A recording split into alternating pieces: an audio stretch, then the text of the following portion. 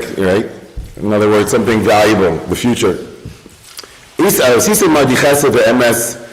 And please behave with me in a loving and truthful way. Al nasit bireni b'Mitzrayim. Please do not bury me in Egypt. V'shachavti im avosai, and that I might lie down with and sleep with my ancestors. U'nesasani miMitzrayim, and carry me out of Egypt. U'kivaratani b'kivurasam, and bury me in their burial place.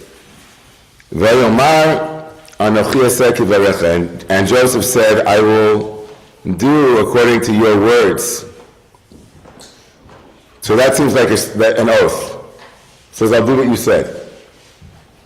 But he said to him, but Jacob said back to him, Hishavali, swear to me. Vayishavalo, and he swore to him.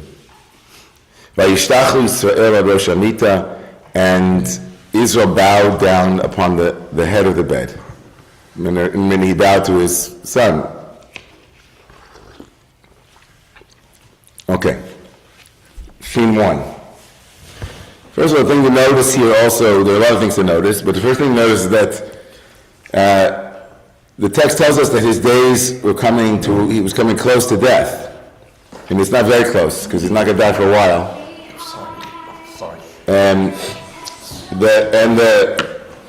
This closeness, this proximity to death, according to Midrash, it's the first time. It's a remarkable thing that he is thinking about his own death and preparing. Essentially, he's kind of getting his affairs in order. Pretty remarkable. This powerful scene between Jacob and Joseph. Of course, why is Joseph chosen here? It's not because it could be because he's his favorite kid, again, which also would have put us back in chapter 37. But it's presumably because Joseph is also the most powerful person, and he can make it happen. And being taken out of Egypt is not a small matter, and he wants to be brought back to the land of his ancestors, and he already knows that won't be an easy thing. He needs Joseph to do it, and no one else can do it. It's also very powerful here, like what is the necessity for Shavuah? Why does he have to make him swear? He basically said, it wasn't him saying, I'll do what you asked me to do in self and oath. Why does the text have to tell us that Jacob felt it necessary to then tell him to swear? Presumably, it would seem the text is saying that Jacob says to him, please place your hand on this,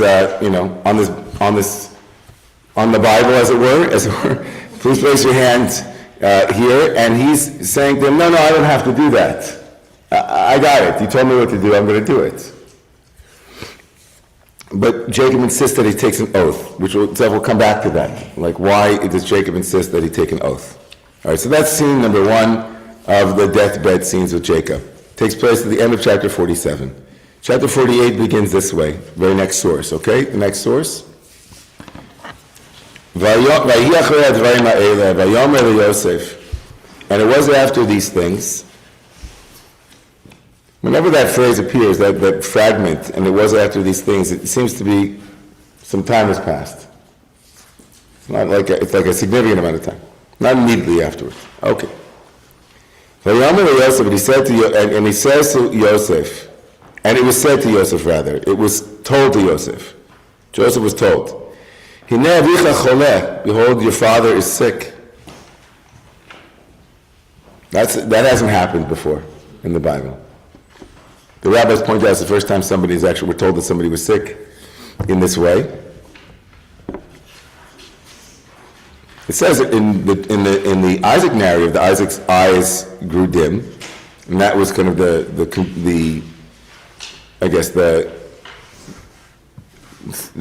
narrative device used for that blessing scene. But here it's Jacob's sickness, and Joseph is significantly removed from the family, so it has to be told to him. He doesn't know,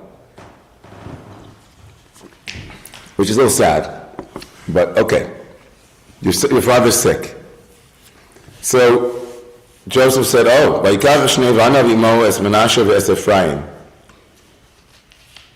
Doesn't say that he went to his father, it just says that he took his two sons.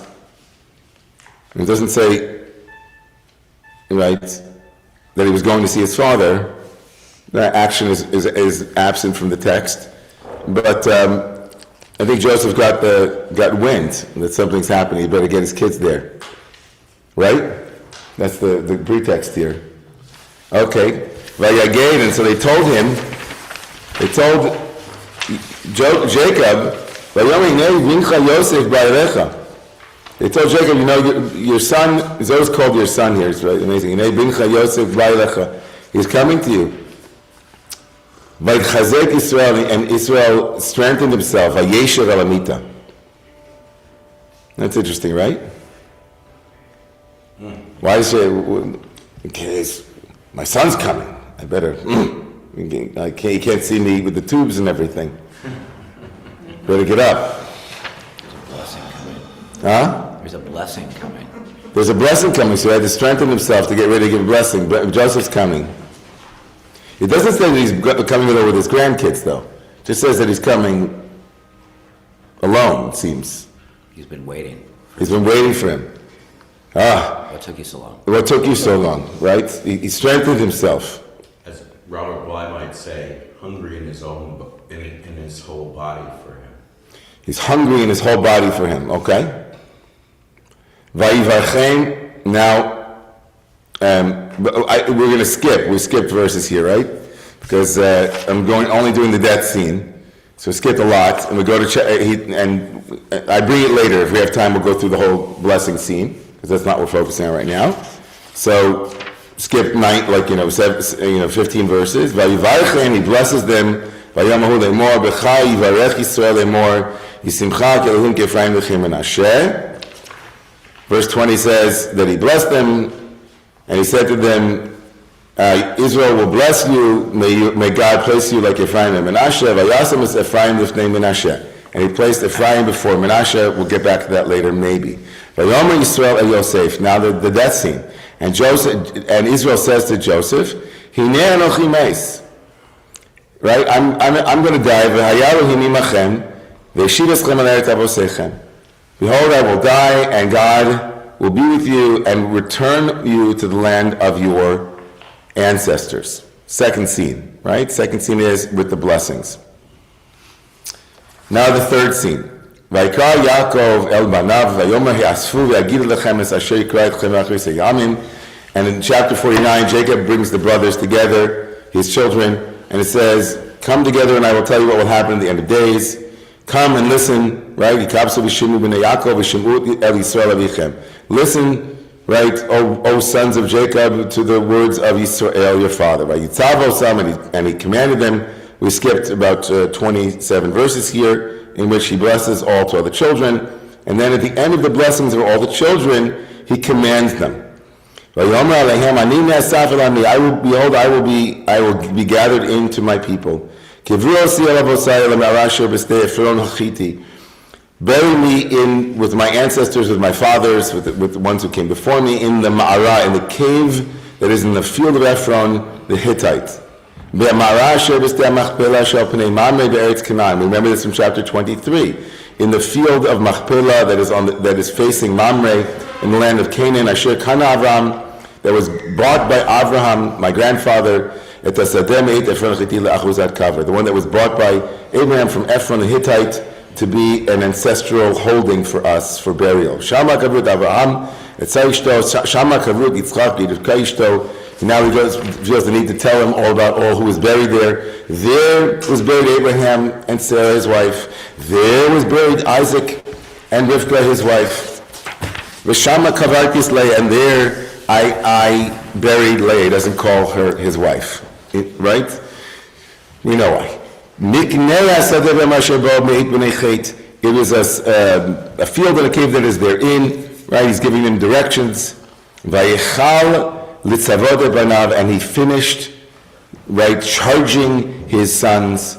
Euphemism in the Bible for death. He gathered his feet into the bed.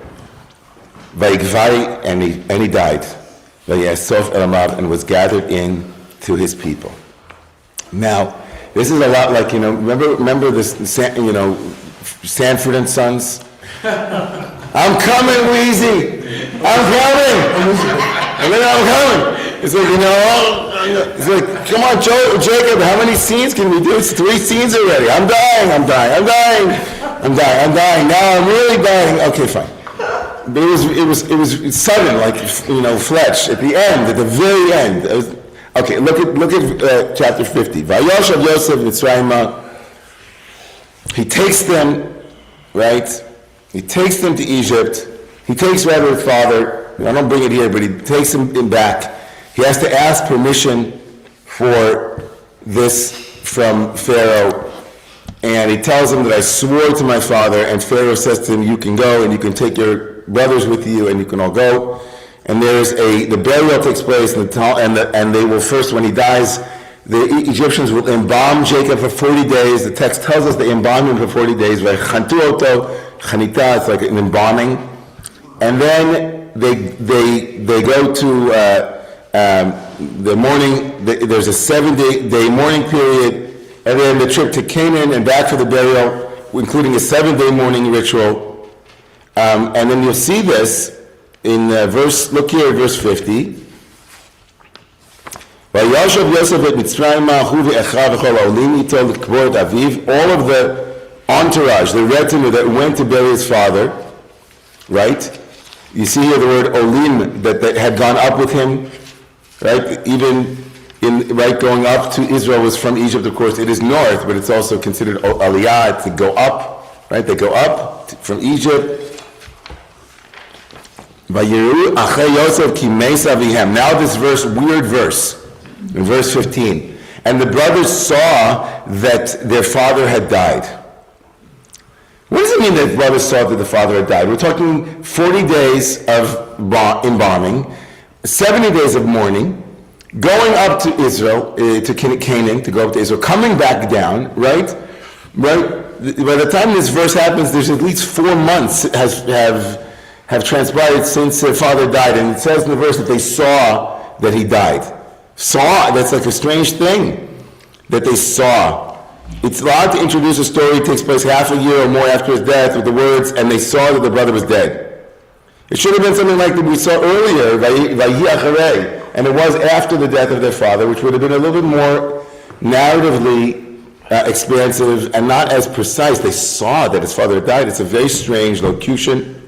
So the brothers talked about this back. If you look back in chapter 45, they had a conversation about this 17 years earlier. When Jacob had first come down to Egypt, the brothers had been concerned about revenge, the revenge of Joseph against them. It's an amazing thing. They were so concerned. Vayomu lo, they said, Lu yistenenu Yosef. Joseph might hate us. And he will return to us. By the way, it's a very powerful use of, and he will return, surely return, is also the verbs used throughout the Joseph story with his brothers, when he keeps putting stuff into their bags twice.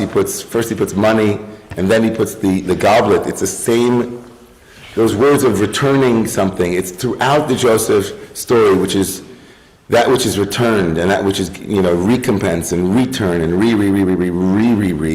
And they're like, karma. Karma is the cycle, right? A wheel returns to its place. There are things here that are happening, and is it going to happen in some kind of cause-effect inevitability that he will return, what we gave him will return to us and come back to us, the comeuppance, right? And they're worried about that. He'll bring all the ra'ah gamalno, so all the evil that he gave us is going to come back to us. Right? But this is the conversation I had 17 years earlier, now it comes back.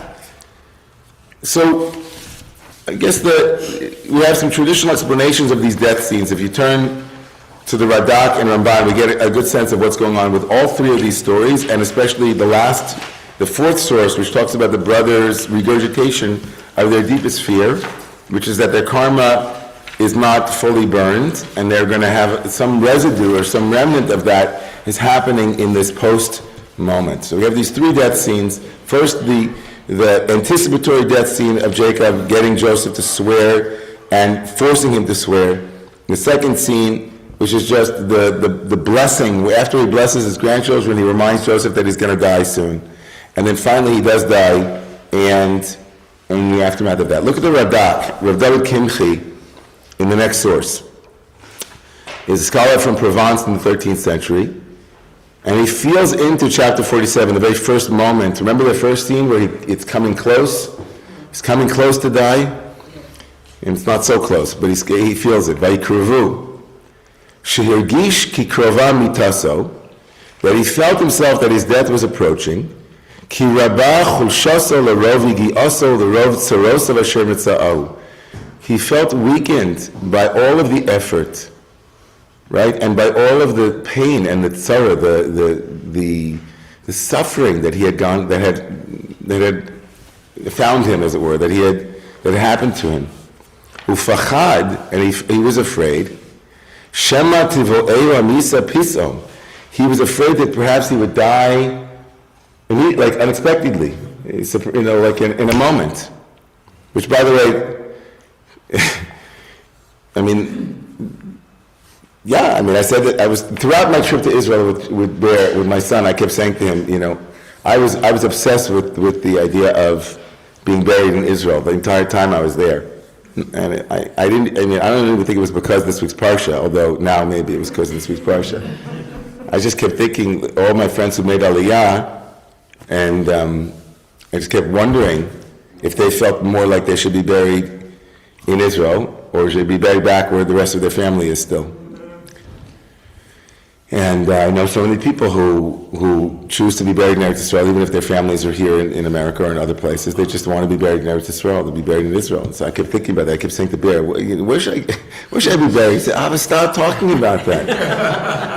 What do you decide? I want to be buried in Eretz Israel. Yeah. Noted.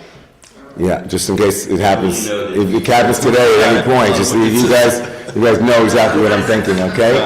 God forbid it happens today or tomorrow, just so you know. I haven't had a chance to write that into my... But who knows? Who knows? You never know. But he was afraid, Shema tivo'ei amisa pitom, v'tziva liYosef shisa'ei miMitzrayim, and he made Joseph swear that he would take him out of Egypt, v'yikberehu b'kivros avosav. In other words, vayikruvu is not that he was really about to die. It says it's close. The word close and kever are also connected letters, right? Kever, kairov, they're the same letters, but so the text is playing with the proximity and burial, proximity, right? And so he felt himself weakened by life, and he said, "I better give." This is like a proxy. Right, so it was a great parsha, and we should every year on this parsha we should get our synagogue. We should start we should get together like a proximity drive, a proxy drive rather. Like we used to do that actually, not on this parsha, but around Yom Kippur we used to do that. It's a smart thing, right? The parsha talks about death and about preparing, getting your things in order. So he gets his things in order. It's a good thing, right? What's the look at the Ramban though? Ramban, right? but he wasn't really sick. He wasn't sick though. That's the point that the Radak seems to be saying. It wasn't that he was sick yet, because why does he know that? Because it says so later. Because it says so later. The second source that we saw that he was sick, so he's not sick here. He's not waiting for himself to be in the hospital. God forbid. He's not sick. This is just like, in case, I can feel myself coming into my years.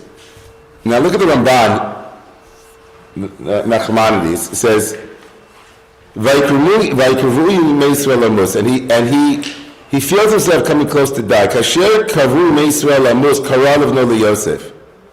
V'hu b'shana chona liyamav. This is in the last year of his life. In other words, he is close to dying, but it's not because he's sick. The matter here is this. The point is, he felt in himself the emptying of his strength. Afisat is an amazing. It's not a real word. It's the emptying out. Ephes is to be empty, is zero. He felt himself. His tank is running low. My teacher would call these the December years. Right? That's his, Reb Zalman's whole shtick with wrote a book with a woman, Sarah Davidson, called The December Project. So he felt himself coming into that, what Eric Erickson, focused on the last stage of his life, generativity, right? And so he felt, I better get things in order. Ve'inenu chole, it's not that he's sick. Avad yada ki lo yarich yamin. He knew that he didn't have many, his days were numbered. He wouldn't lengthen his days. Ve'lachem kara levno liYosef, and for that reason he called his son Joseph. Ve'acharei shuv Yosef leMitzrayim chala, but after Joseph came back to Egypt, meaning after he returned there from visiting him in Goshen, right? He had gone to Goshen, which is not, which is in Egypt. But when he got back to the capital, v'hugad Yosef, and it was told to Joseph, uva lefanav im shnei vanav, kedei shivarchim. So that explains, right? It was told to Joseph that he was sick. Now, what's the two different death moments? His two death wishes. He had two different wishes that were in the sources. Both bury me and also have, your brothers. He tells him twice, right? Two different death wishes. Let's stop here before we get to that and just hear thoughts on these poignant scenes. Okay, I'm sure. I need a mouse. Before you keep speaking, where's the microphone in the room? There's a microphone here. This is That's off. Yeah, it's sounding a little bit it's a little bit too loud. Like, if you could even, weird thing that I'm probably never going to say again, could you push the microphone a tiny bit away from you? Is that better? Yeah, I think that sounds better. Thank you so much. Yeah. Okay. Thank you. Okay. Thoughts, feelings? Yeah. I just had a question. Do we make anything of Jacob saying, or Israel saying, behold? I'm just focused on this word, behold, my sons, I mean, look at me. I mean, and later on, there's a whole, something that seems a little mystical about what's going on here and what Israel might even be knowing about, and the sons knowing about. But behold, it just strikes me as worthy of thinking about. Its usage I think, often its usage demands something proximate and immediate. Like an immediate apprehension, an immediate comprehension, like an immediate sense of, it's a focusing device, the Hine, and behold, it was, like we have in the Akedah, chapter 22, the Hine, ayal nechaz basrach bekarnav, and behold, it's almost like it shifts the scene, but it also demands of the reader that the aperture narrows and focuses very, very intensely on some image. And it is to be held, is to be seen, or to be, like the foreground and the ground have shifted into a very immediate, right? That's what, yeah. So it is a focusing device for sure. It's like, give me your attention, hine, vehine, and behold, right? I'm about to die. So listen up, be clear, right? It also has a connotation of kind of prophetic vision too. It's like something, an inner vision or an external vision. Like, behold, look at those chairs that I didn't notice surrounding that Christmas tree over there. Vihine, look at that. I didn't even notice it. Right. Those very catered looking chairs. Interesting. Okay. David. What I was thinking about, behold, awe. There's something awesome going on here. Yeah. And so Jacob, the dreamer, and Joseph, the dreamer, there's a revelation happening here of actually Genesis 15. I alluded to this last week when I was talking about that this is what is happening here, and it's Genesis 15? In the story of the Brit Ben of Tarim, like which part of Genesis 15? Well, the part that basically says I think it's Genesis 15, where it says to Abraham, this is what's going to happen. You're going to be Right, brought into the Egypt. covenant of the pieces. Right, all these things are Right. coming together at this Right. moment, and Jacob doesn't want to miss this moment. And, Right. And it's always been amazing to me that it's Abraham, Isaac, and Jacob, and not Joseph also included in that. But it's Jacob that has he's beholding what's actually happening. Yeah, it's a good point to bring us back to 15, because I think there's in the tradition, these chapters they're not cleaning up the book of Genesis, and they're not tidying it up, but they are, these scenes are in many ways completing storylines that needed to be completed in a way that the text demands. Like the text wants Jacob to finish his life with a vision, with wisdom, be able to see all of his children together. The point of Genesis is for Joseph to be reintegrated into the family, and for Jacob to be able to right things that were wronged, that he himself made mistakes on, or that were inherited mistakes, inherited structural fault lines within the family system. There's no doubt that the karma that the family is holding is either the karma the family is holding, or the prophetic vision of chapter 15 is about to be set in motion. It hasn't yet. The fulcrum hasn't yet switched. It'll switch in chapter 1 of the book of Exodus. Until this point, there's still power. Joseph has the power, right? Joseph for sure is the most powerful person in the book of Genesis at this point, but remarkably, he's not the one that will bless. It's Jacob who will bless. And Joseph's blessing power is not there. In other words, in the family system, Joseph is not the patriarch of the family. Jacob is still the patriarch of the family. It will end with Jacob. It will not be passed on to Joseph in that way, but Joseph still will have the power, a power that Jacob doesn't have, which is, and he is dependent on Joseph.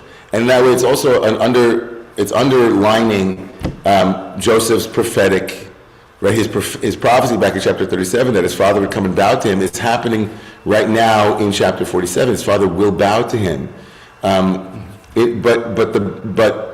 But Joseph's, the power given to Joseph will be not to split the family, but to unite the family and to bury his father.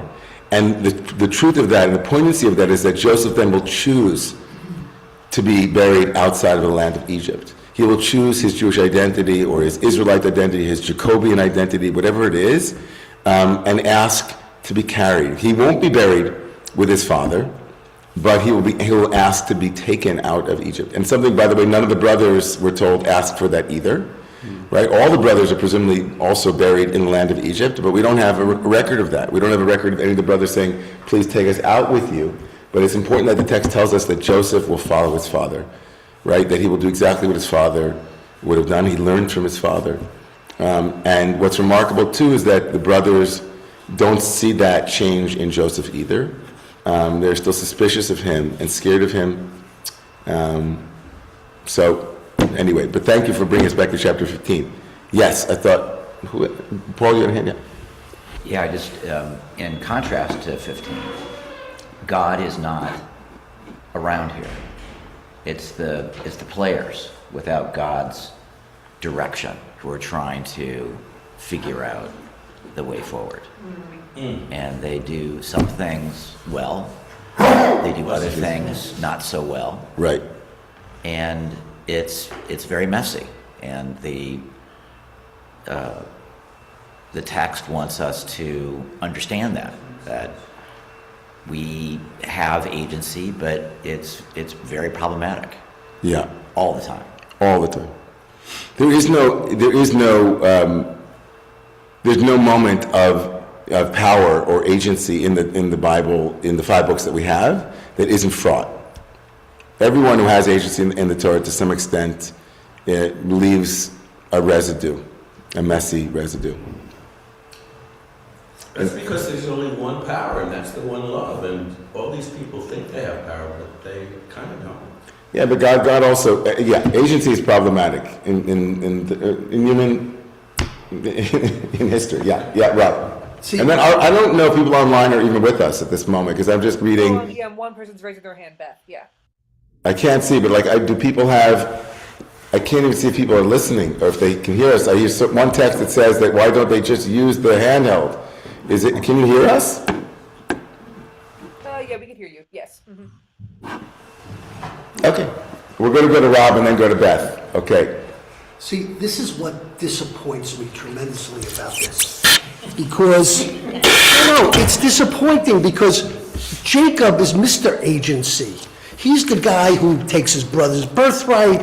He's sitting there, the whole family is there. He's on his deathbed. He's with the number 2 guy in Egypt. He knows what's about to happen. Now's your opportunity.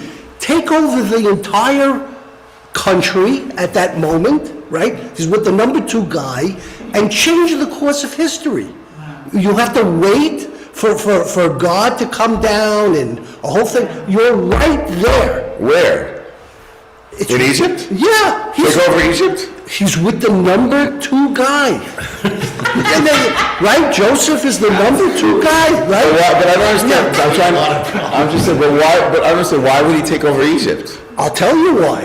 Because, look, they're there already. Yeah. He knows that they're going into slavery for hundreds of years. Yeah, but God said that that's going to happen. Okay, but God said a lot of things. No, but I'm saying to you is, now's your opportunity. How do you think, that means nothing can ever change in this world. All right, 1 second. Time out. Let's just unpack this for a second. So in the text, okay, this is a good question. You know why this is a really good question? Because it helps us to understand what the Bible's intent is, and maybe what it wasn't intended to do. So it all depends on how you look at this text. You can either look at this text as it's a funny question to ask. Why didn't the Torah tell the story this way? Is one of our that's the way that we think about Torah, right? Why didn't it tell this way? And then we learn the reason why it did tell it that way. But the text is not. It's not as open-ended, in my opinion, as you might have imagined. In other words, the text has a goal, which is to tell the story of this small people and its history, assuming that we will arrive at the land of Israel after, it's just, the goal of the Torah is not for us to avoid historical stories. In my theology, this text is written after the fact of these events or the story of these events. It's not as though these events haven't taken place when the Torah is being written, and the text is kind of looking backwards to explain those stories. When the text is finally written, we already were quote unquote slaves in Egypt for 210 or 400 years. It wasn't like we could tell a story about how we weren't slaves. We already were. If you had a text that said, and then Abraham brought Joseph in, and they had a coup plan, and they went and they poisoned Pharaoh's chalice, and they took over, and a bunch of Jews went in and grabbed the guards, and they said, from now on, Egypt is going to be called, right? That wouldn't work because it's not what happens. No, but it could have happened, and they were in a position to make it happen, but they didn't. And which tells you something about the story. The fact that they didn't tells us more than the fact that the storyline is okay with the Jews having been slaves for 400 years, because God in chapter 15 tells us that that we're going to be. And so it tells us that we are a people who are formed in the cauldron of slavery, and that was an important and indispensable part of our formation as a group. That's our part of our superpower, the text wants to say. In other words, we are a people that know the taste of slavery, know the taste of exile, know the taste of the pit, of diaspora, right? We would be a different people if God had given us we would be a different group. In fact, it's arguable that in order for us to become the group that receives the promised land, we had to first go through Egypt. Now that's a problematic theology, I admit, but it seems to be one that the Bible is not only okay with, but it demands. So we have to come to terms with that. We have to go by way of slavery to become free, and not a cooing people. No mud, no It lotus. still didn't work. And it still didn't fully work. And it's still, it's still up for grabs if it's going to work in the 20th and 21st centuries. But okay, we have people online. Beth, and then we'll come back in the room, okay? Beth? Shabbat shalom. Shabbat shalom. I'm struck by the way that Yosef is carrying the family karma. And with regard to the slavery, I've been listening to a series of lectures by Robert Sapolsky, who's the neuroscience brainiac at Stanford. And he has convinced himself that we have no free will, that we're living a deterministic life. You had no choice but to think that way. Right, exactly. And I think it's a really interesting metaphor for that idea, this idea that we were enslaved and we're carrying it forward still. And perhaps one of the enterprises of human evolution and the evolution of consciousness in general is to see if we can overcome determinism. I don't know if that's even possible, but I'm just wondering if that I think the Torah is saving these elements for us to fool around with and think about and kind of tell us a foundational story that actually isn't even about Judaism per se, but more about the human condition. Debarti.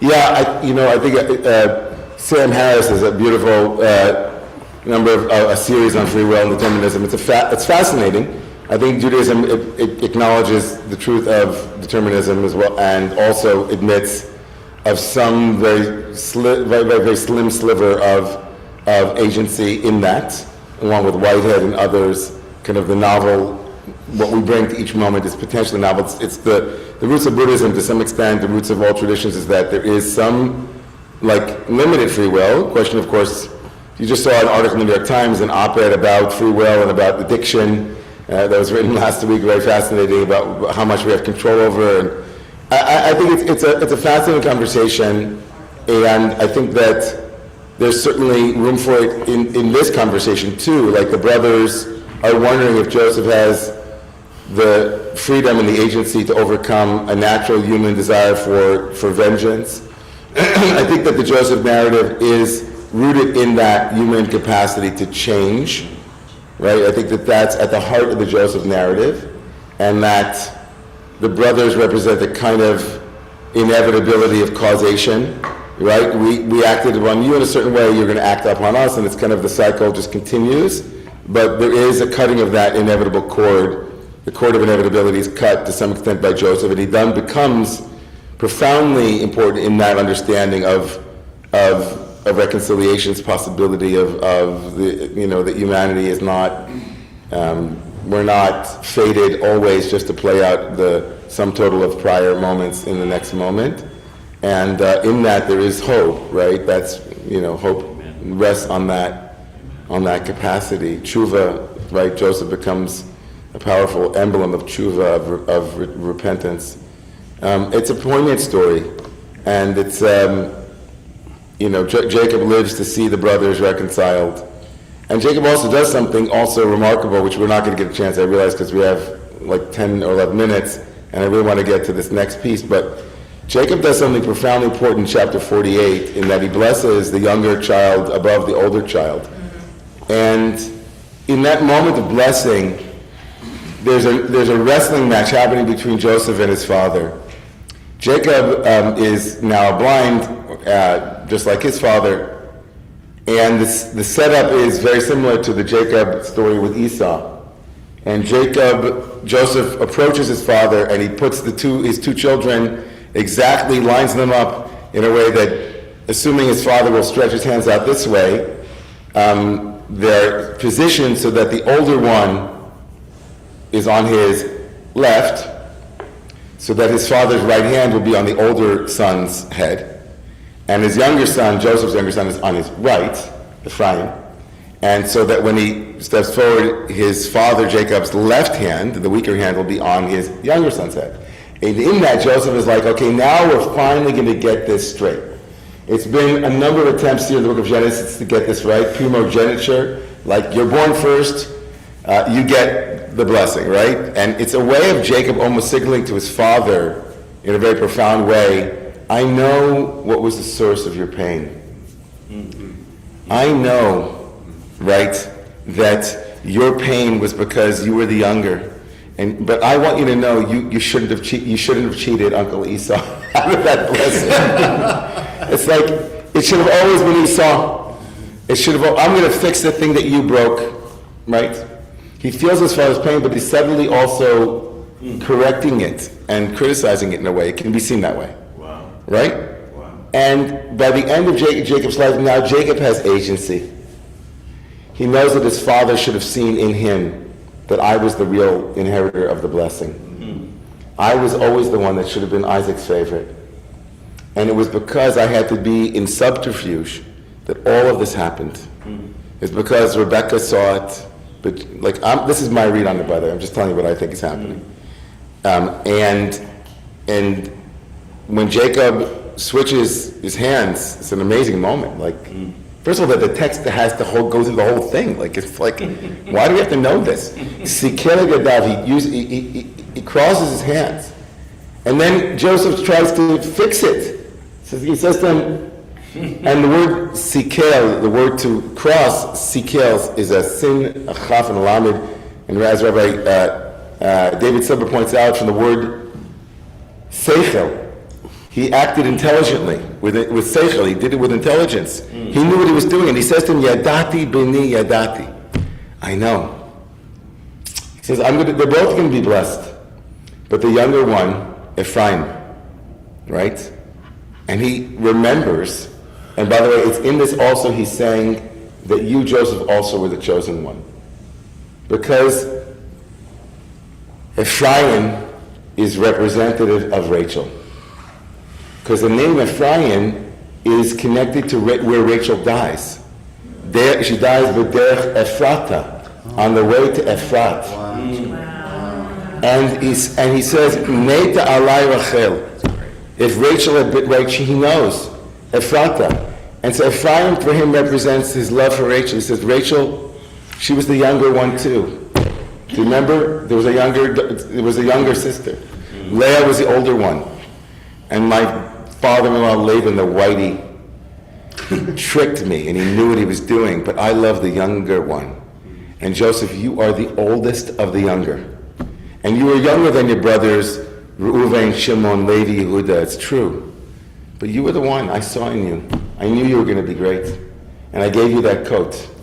And so you're trying to fix something that wasn't broken, Joseph. I'm going to give Ephraim the blessing. Menashe is also going to be great.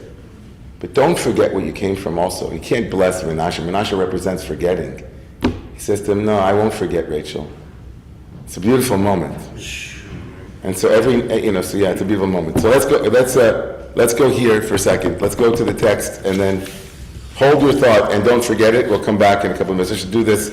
Why Jacob had 2 death wishes, right? He had 2 death wishes. He said to them, if you go back to chapter 49, let me read it to you again so you hear the 2 death wishes. In chapter 49, he says to the brothers, right? He says to them, in verse 29, he says to them, Vayomer alehem ani ne'asaf el ami, I will be gathered into my people, kivruosi, like bury me into the cave. And then he says to them,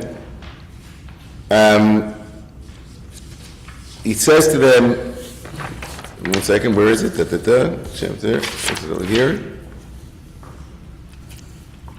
And he says to them, bury me, El Abotai, El Marashesh B'Stei Ephron, And he says it twice, right? He says it again. Bury me in that cave. Bury me in that cave, right?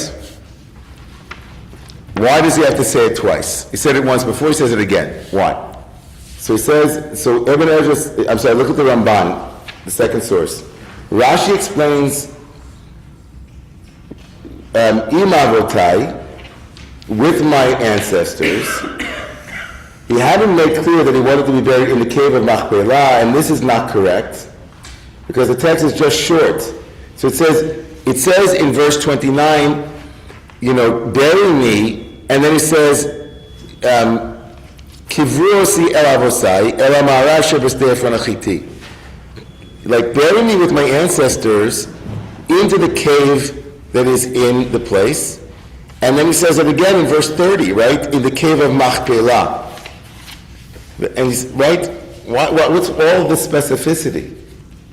So Rashi says because he had not made it clear that he wanted to be buried in the cave of Machpelah. And Nachmani says that can't be true because the text is just short. And the words with my fathers makes clear that he means the cave. Rabbi Abraham Ibn Ezra says that what Jacob means by telling the brothers, bury me with my fathers, is that the brothers should go with Yosef, who had already promised to go bury Jacob with his fathers. Jacob didn't really need to say this, but he commanded all of them now to bury him in the cave of Machpelah. Okay, I'm sorry, I didn't fully understand the question. Let me be clear. Why did Jacob have to go back and do the same thing with the brothers that he had done with Joseph in the very first scene, where he had said, make sure you bury me with my ancestors? Why did he have to go back now and say the very same command, but with greater specificity?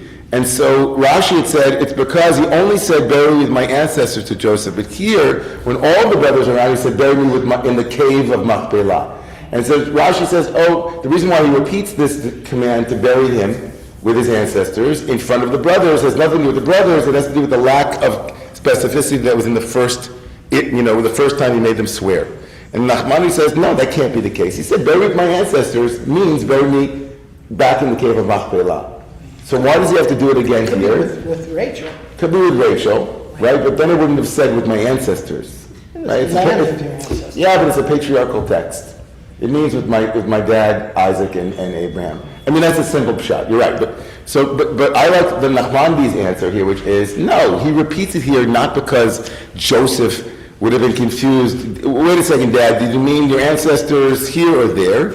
The reason why he goes through it here is to include the brothers. Why did Jacob include the brothers? It's great, right?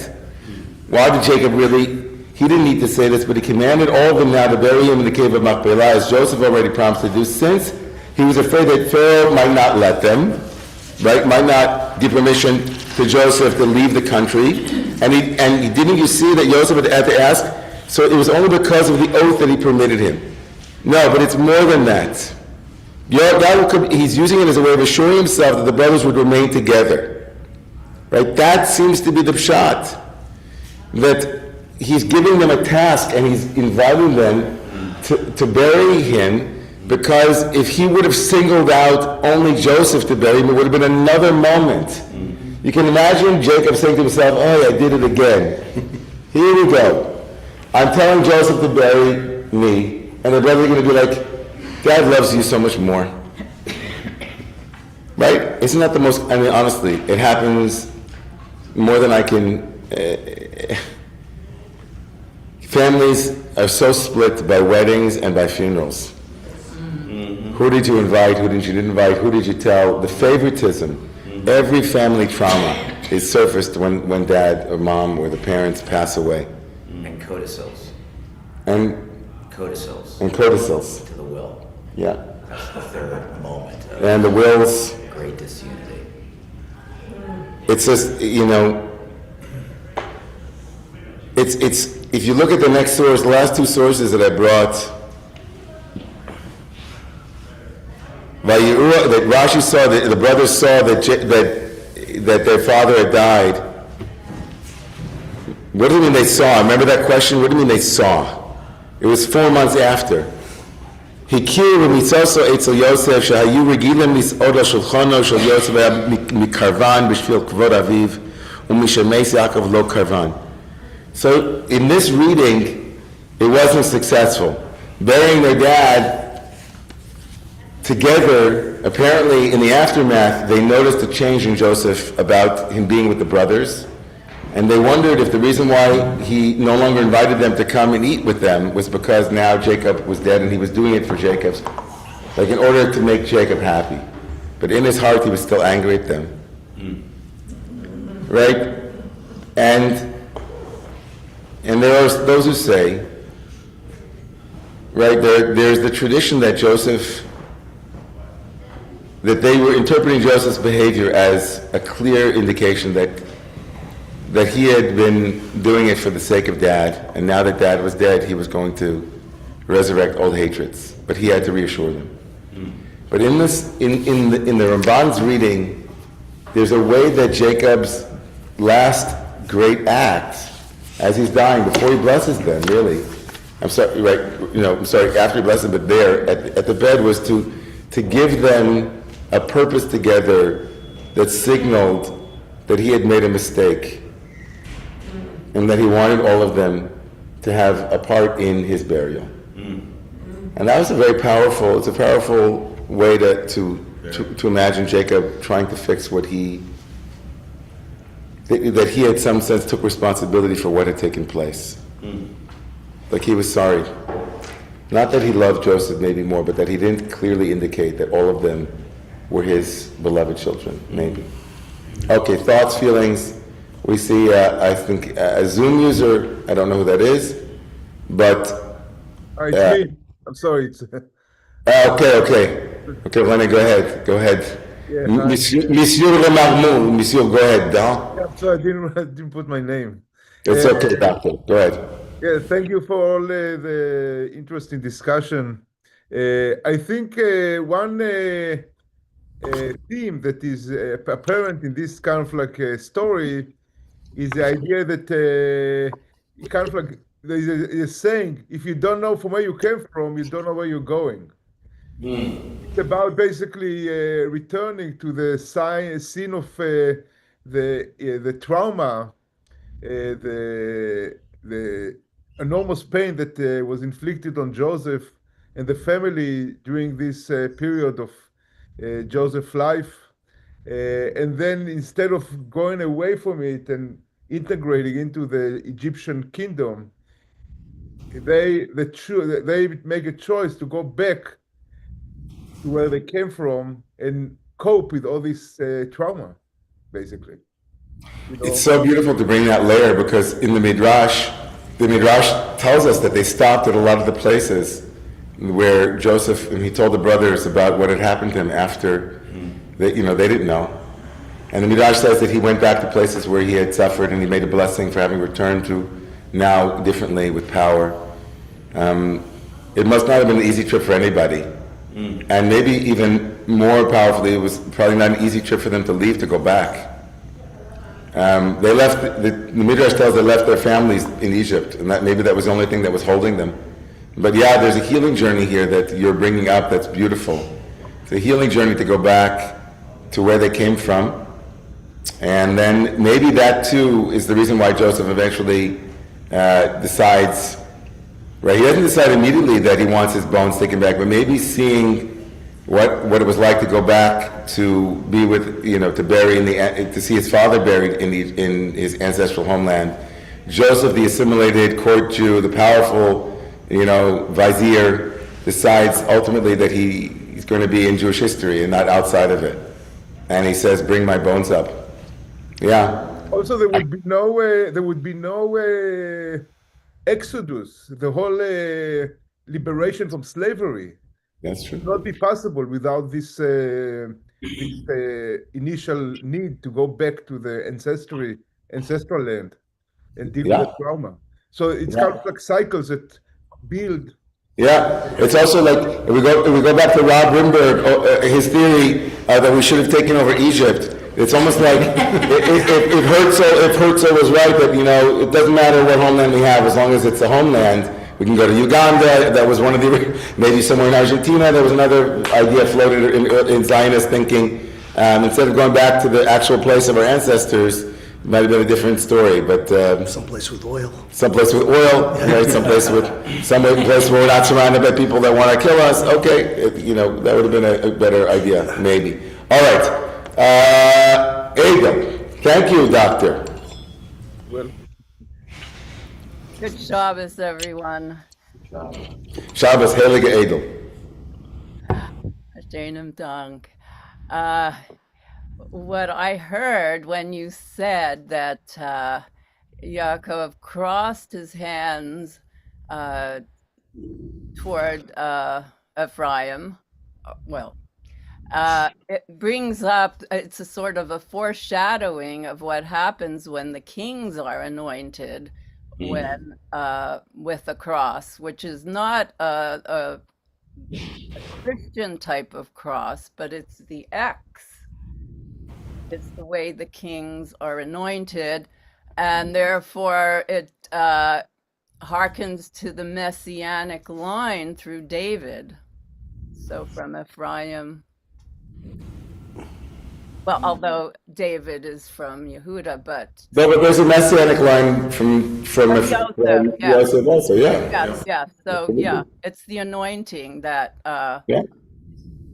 And it presages, of course, Twitter also. So it's that was the messianic impulse behind Elon's choosing X. Yeah, it's good. I like that. Any Christological elements that you might bring in make me happy. No, because there's so many mysteries that are lost through through the packaging. But it's like, yeah, there's something beautiful there. That crossing of his hands, essentially. Joseph doesn't bless his children that way, but Jacob does. So it's almost like the DNA, as it were, the double helixing, the spiral, of course. Every spiral begins with a twist, and so that twisting of the lines is a profound. There's something very profound happening in that exchange between Jacob, Joseph, and the two boys. And I'll stop there. There's other things to talk about there, but thank you for that. One more online, and then we'll go to Wendy. Okay, Ilana. Hi, Shabbat Shalom. Hi, Shabbat Shalom. I'm sitting here with Naomi, who this is her birth portion. To me, at the end of the chapter, it doesn't sound like a coming together. And like all the blessings for the other brothers seem like insults. And so I was sort of, I know that then maybe there's an action together, but it's hard to imagine how that doesn't stay with the other brothers. Or I read them, they seem insulting, and like all of Jacob's anger toward the other children. Insulting or truth-telling, which, not all of them, by the way. Some of them are really lovely. Some of them are very necessary rebuke. Or in other words, Joseph can act in a way. The brothers are problematic. The brothers are deeply problematic, and they live their lives without any sense of justice. It all worked out well for them.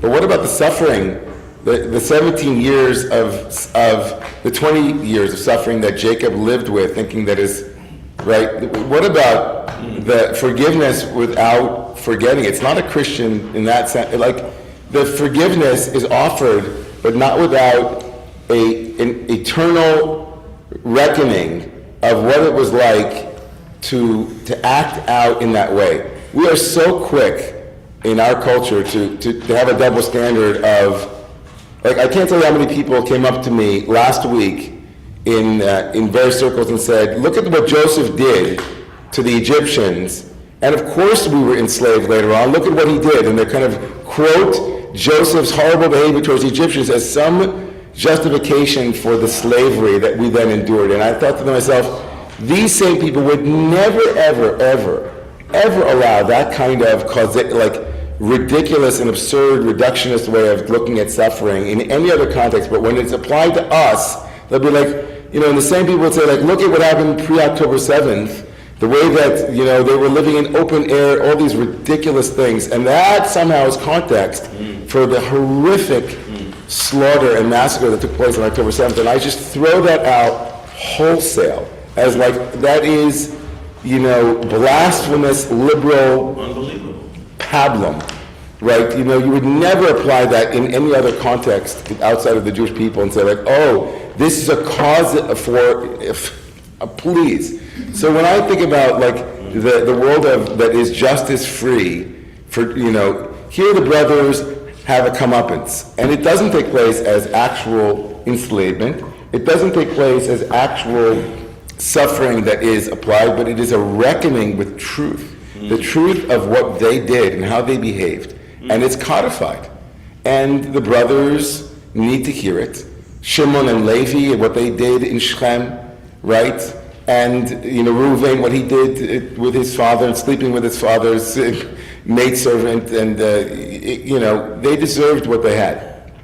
So it's reconciliation, but not without truth. So it's truth and reconciliation. Before Nelson Mandela coined the term, it's right here. It's truth and reconciliation. Truth is being told, but reconciliation is being held. That's what I say to you, Ilana. You can respond if you agree or disagree, but like that's how I see it. I like that reading of needing to kind of be honest about what happened, and then that maybe that also allows for more of the brothers to come together. I don't see that. I don't know if I see that directly, but I like that reading of it. Okay. Yeah. Okay. Thanks, Ilana. Okay, and hi, Naomi. And Wendy, last